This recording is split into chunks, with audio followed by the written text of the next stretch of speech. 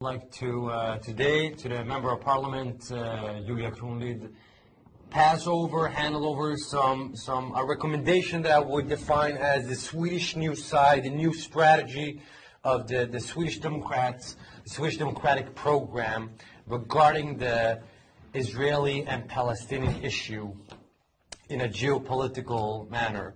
So first of all, it's a very simple, briefly, 7-point program where it's an action program where we firmly believe in this is the most optimal way for you as a Swedish National Christian Party to stand side by side with the only democracy in the Middle East, which is Israel, the state of Israel, with its thriving democracy, with its thriving diversity most of all. So just to summarize up,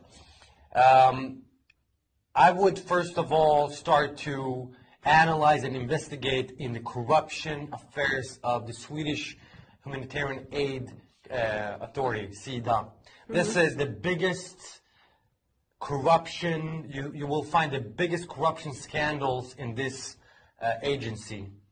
They are doing everything they can to delegitimize the state of Israel, the state of the Jewish state. They've been financing directly, they've been funding directly art exhibitions in Gaza. I know that. Yeah, this is our campaign, yeah. Okay? They've been financing and funding directly art exhibitions where they've been glorifying suicide bombings. And this is what they want to spread. Swedish tax money, SIDA. So we should put a stop for this. Second one, the Swedish humanitarian aid. According to the previous former development minister, Gunilla Carlsson, she said, she threatened the Palestinian Authority, the so-called Palestinian Authority, by decreasing the annual amount from 720 million Swedish crowns, once again, 720 million Swedish crowns annually to 500 million Swedish crowns. Why should we decrease it? Take it off all the way. This is money that goes to not to the poor so-called Palestinians, Arabs. This is money that goes directly to the thieves and to the political corrupted leaders of the so-called Palestinian establishments. So we need to decrease it from 720 million to zero, nothing. No more Swedish tax money to the corrupted thieves of the Palestinian Authority. We said that. The third point, the Swedish embassy should not be in Tel Aviv. It should be in the capital of the state of Israel, which is Jerusalem, which is the undivided, the eternal capital of the state of Israel. Undisputed, nothing else to discuss about. The Palestinian embassy of Sweden should be revoked. There shouldn't be a Palestinian embassy. They updated. You are the only party that said no to the Palestinian embassy. Only Wonderful. party in Wonderful. all the other parties said yes. We said first they should be a country, and then they should have an embassy. Exactly. Only embassies to countries. They are not the country. Even though they don't have a country, they could have a consular, but not when they are partnering up with Hamas. Sweden is a extremely good example, a bad example on partnering up with terror regimes. Sweden today is cooperating with the Islamic Republic of Iran, the biggest exporter of state-funded terrorism. Hamas, Hezbollah is the two most prominent organizations. And they are working throughout their proxies, through their embassies and ambassadors throughout the world to exporting terrorism. The Islamic Republic of Iran. We should kick out these people. If Sweden is a democracy, we should fulfill that by kicking these embassies and people out. All right.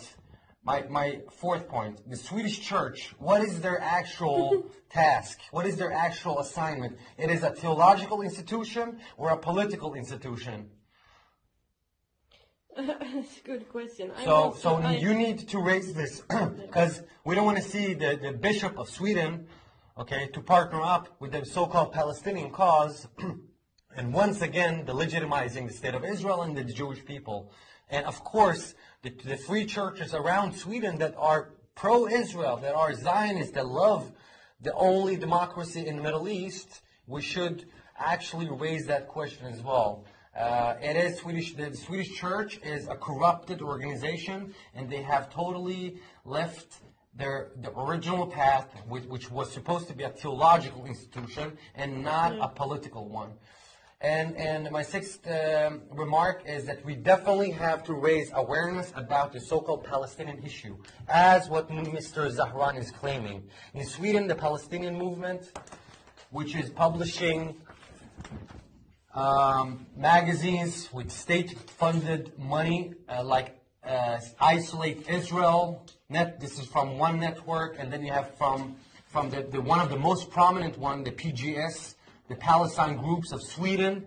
This is all propaganda. This is all hatred not from the Muslims. This is the interesting. For once, it's not hatred from the Muslims. This is hatred by the Swedish left. Yes. All right. So I don't want to delegitimize or condemn the Swedish Muslims. This is the Swedish left, the Swedish Social Democrats, the Swedish Left Party. They don't believe in the state of Israel's existence. So, and this is their legitimate way by taking tax money and publish this. And of course, since we have this propaganda, one of the biggest lies we are sharing in Sweden, unfortunately, is the support of the BDS movement. Why should we boycott factories in Judea and Samaria in the so-called West Bank when if we're gonna close down these factories? Who's gonna be without work? It's gonna be the Arabs, not the Jews, not the Israelis. Yeah. We have to once again to condemn the BDS movement because it is extremely dangerous and destructive if we're going to go on. My last point is to once again to revoke the status that UNRWA shares for the Palestinian refugee status, that they always, from generation to generation, are sharing the same refugee status, no matter if they're born here, and so on.